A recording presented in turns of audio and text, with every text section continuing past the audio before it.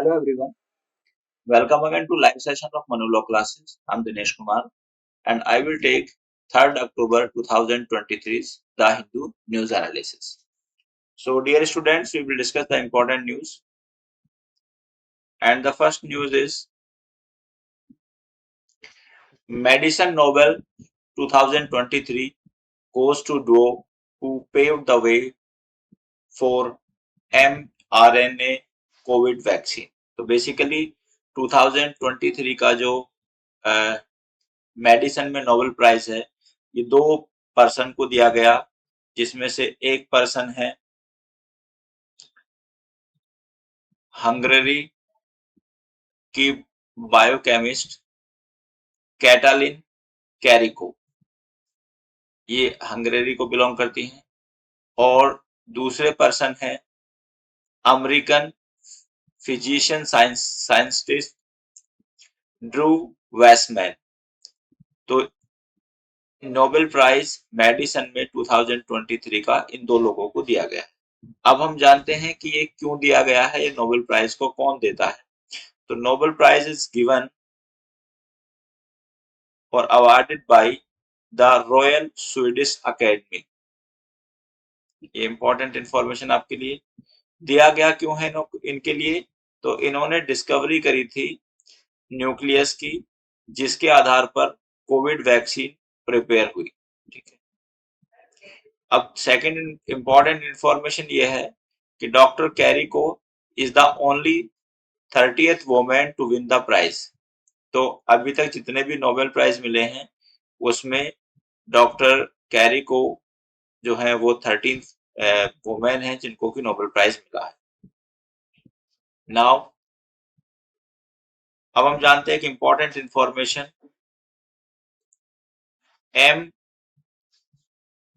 mRNA का मतलब क्या होता है।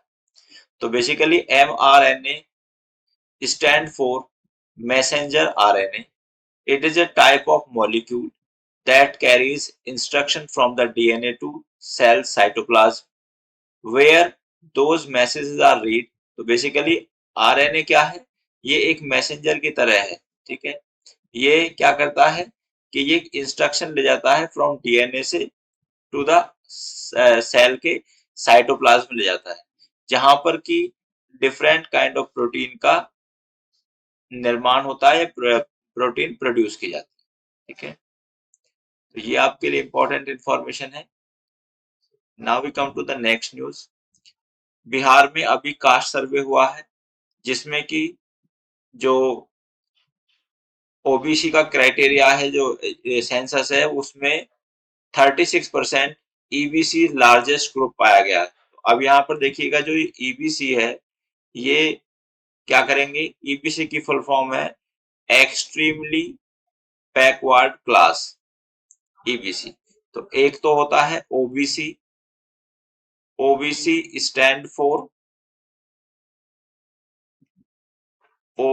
Stand for other backward classes, लेकिन EBC stand for extremely backward classes. So यहाँ पर बिहार में 36% पीपल जो है वो एक्सट्रीमली बैकवर्ड क्लासेस के हैं और जैसे ही ये सर्वे बिहार में हुआ है तो पूरे देश में इसकी डिमांड फिर से अराइज हुई है। अपोजिशन ये चाहता है कि पूरे देश में ओबीसी का सर्वे हो क्योंकि अभी देखो 2024 में इलेक्शन आने वाले हैं। ठीक है, now we come to next news. High court rule against quota in minority institutions. तो बेसिकली आप देखेंगे जो हमारे आर्टिकल 15 है कॉन्स्टिट्यूशन का और आर्टिकल 16 है कॉन्स्टिट्यूशन का, ये दोनों रिजर्वेशन की बात करते हैं। Article 15 talks about the reservation in educational institution, specifically the clause 5, article 15 clause 5 किसके लिए बात करता है, आर्टिकल 15 clause 5 जो बात करता है वो बात करता है रिजर्वेशन इन एजुकेशनल इंस्टीट्यूशन और आर्टिकल 16 जो बात करता है 16 बात करता है रिजर्वेशन इन गवर्नमेंट जॉब और एम्प्लॉयमेंट, गवर्नमेंट एम्प्लॉयमेंट, ठीक है। नाउ 15 क्लॉज 5 कहता है कि there will be reservation to the people belonging to SC ST and the other backward classes. अब यहाँ पर जो रिजर्वेशन है, this reservation will be applicable in the government institution as well as in the private institution. लेकिन article 15 clause 5 itself says that कि there is no reservation to any person in the institution who which are maintained by the minority। तो अगर आप देखेंगे article 30 जो है हमारा, article 30 minority को ये राइट देता है कि वो अपने एजुकेशनल इंस्टीट्यूशन को क्या कर सकते हैं, एजुकेशनल इंस्टीट्यूशन को मेंटेन कर सकते हैं, ठीक है, और वहां पर रिजर्वेशन नहीं चलेगा। तो उसी बात को मद्रास हाई कोर्ट ने रियायटी रेट किया है आज की न्यूज में। तो मद्रास हाई कोर्ट ने क्या कहा है कि educational institution run by the religious and the linguistic minorities need not follow the rules of reservation with respect to the scheduled caste, scheduled tribe and OBC। ठीक है, तो अभी जो हमने अब आपको बताया, तो ये प्रोविजंस जो है ऑलरेडी हमारे कॉन्स्टिट्यूशन के आर्टिकल 15 क्लॉज 5 में दिए गए हैं। हमारे देश में दो तरह की माइनॉरिटी है, बेस्ड अपॉन रिलीजन, मींस जो लोग धर्म के हिसाब से कम हैं, and second the linguistic minority, यानी कि जो भाषा के आधार पर minor. Now we come to next news. Now, High Court adaptations of scriptures entitled to copyright protection। ठीक है, तो अभी हम थोड़ा सा पहले कॉपीराइट के बारे में समझते हैं और फिर हम समझेंगे इस पर्टिकुलर न्यूज के बारे में। तो basically what is this copyright? Copyright क्या है? तो copyright is a right, intellectual property rights. ठीक है, सो बेसिकली हमारी जो प्रॉपर्टी होती है उसकी एग्जिस्टेंस एक तो फिजिकल प्रॉपर्टी होती है और एक हमारी इंटेलेक्चुअल प्रॉपर्टी होती है। इंटेलेक्चुअल प्रॉपर्टी में कई राइट्स हमारे आते हैं, जैसे कि कॉपीराइट आता है, ट्रेडमार्क आता है, ज्योग्राफिकल इंडिकेशन आता है, ठीक है, और इन्वेंशन आती हैं हमारी, या पेटेंट आता है, ठीक है। तो this news is related to the copyright. तो बेसिकली अगर कोई किसी बुक को या किसी स्कल्पचर को या किसी कंप्यूटर डिजाइन को या किसी साउंड रिकॉर्डिंग को किसी एक इंडिविजुअल ने प्रिपेयर किया है, तो उस पर उस पर्सन का कॉपीराइट है, ठीक है। अब अगर कोई person without the permission of that person उस बुक को या उसके साउंड रिकॉर्डिंग को या कंप्यूटर के डिजाइन को यूज करता है, तो कानून में ऐसा माना जाता है कि that person has violated the copyright of that person और द ऑथर। अब इससे संबंधित कानून जो है हमारे देश में है इंडियन कॉपीराइट एक्ट 1957 या कॉपीराइट एक्ट 1957 जो है इसको डील करता है। अब आज की न्यूज किससे संबंधित है? देखिएगा कि इस्कॉन के जो फाउंडर थे श्रीला प्रभुपादा, ठीक है, इन्होंने क्या किया कि इन्होंने कुछ स्क्रिप्चर्स दिए या गीता का एक डिफरेंट वे से उसका इंटरप्रिटेशन किया। अब यहाँ पर कुछ लोग जो हैं, जो उनके स्क्रिप्चर्स हैं, उनको बिना उनकी परमिशन के या बिना इस्कॉन की परमिशन के, ठीक है, यूज कर रहे हैं।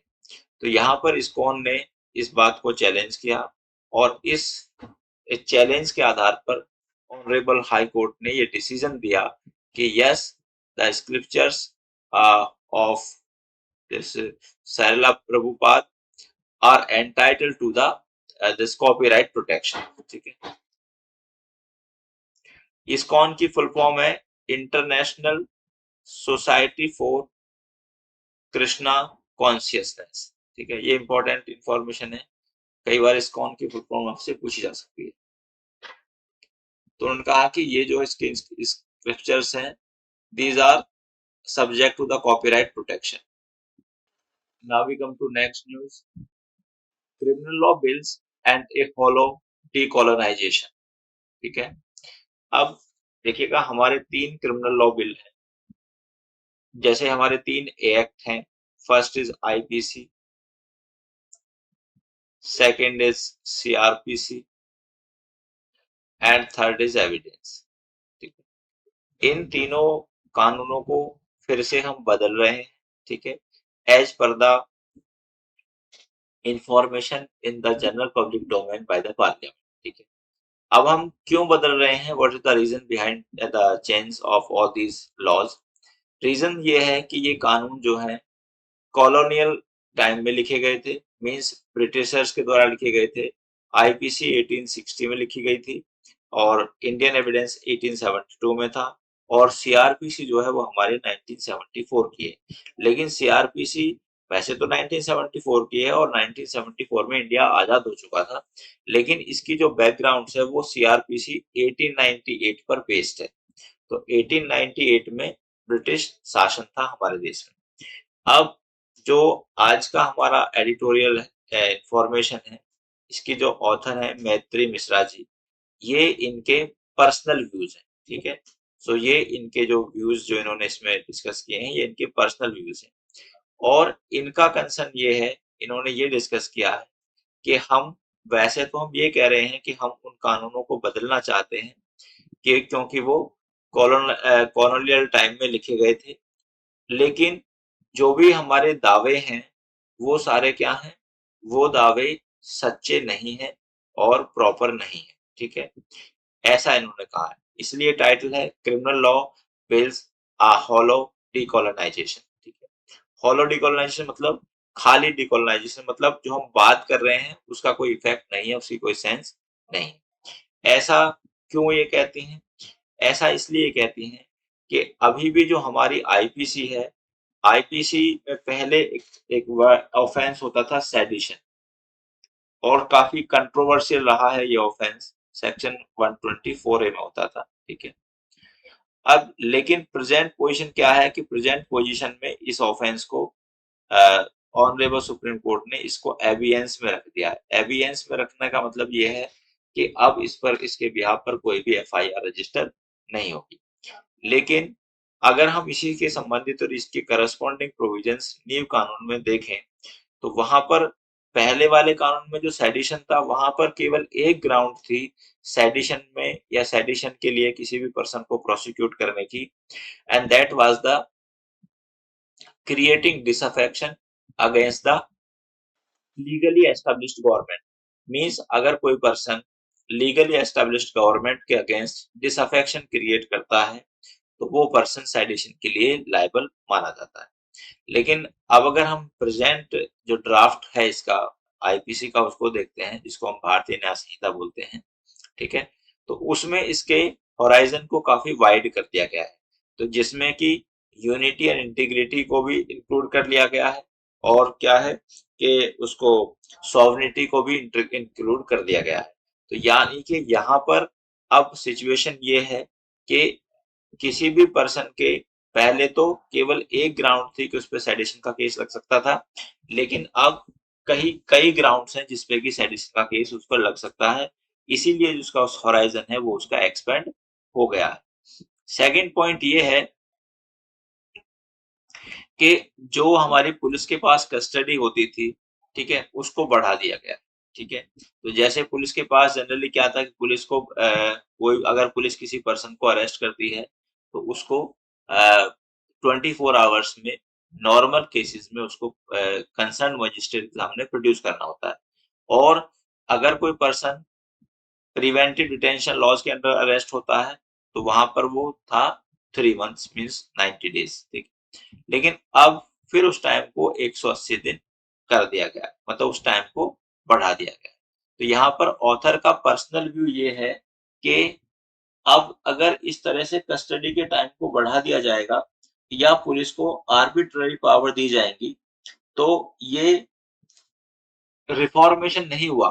ठीक है, ये तो और कॉलोनाइजेशन हो गया, क्योंकि उस टाइम पर जो कानून बने थे वो इंडिया के जो फ्रीडम फाइटर्स थे उनके अगेंस्ट बने थे और जनरल पब्लिक के अगेंस्ट बने थे, जिससे कि गवर्नमेंट जनरल पब्लिक पर अपना कंट्रोल रख सके। ठीक है, तो इन्हीं कुछ रेफरेंसेस से ऑथर का व्यू ये है कि ये रिफॉर्मेशन नहीं है, लेकिन फिर से कॉलोनाइजेशन को और ज्यादा बढ़ा दिया गया है। लेकिन मैं फिर कहता हूं कि ये जो व्यूज हैं इनके पर्सनल व्यूज हैं, ठीक है। These are not, these do not form the part of law, ठीक है। now we come to next news, building bricks for the future। तो अब जो हमारे संजीव साकिया जी हैं, ठीक है, इनके व्यूज हैं और इन्होंने क्या कहा है। तो बेसिकली इनका कंसर्न ये है कि जो ब्रिक्स है, ब्रिक्स को बढ़ाया जाना चाहिए।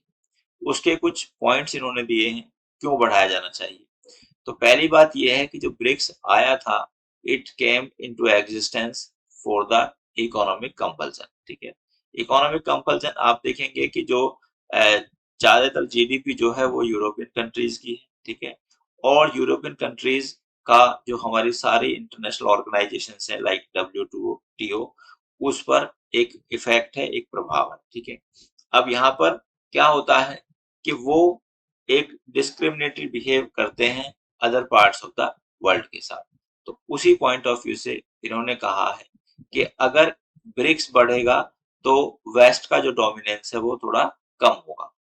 सेकंड पॉइंट ये है इनका कि ब्रिक्स के दो मेंबर हैं, इंडिया एंड चाइना, और दोनों ही 1/3 पॉपुलेशन रखते हैं पूरे संसार की, और दोनों ही फास्टेस्ट ग्रोइंग इकोनॉमी है। और ऐसा एक्सपेक्टेशन है कि ये जो है वर्ल्ड की 3rd लार्जेस्ट इकोनॉमी बन जाएंगी 2030 तक।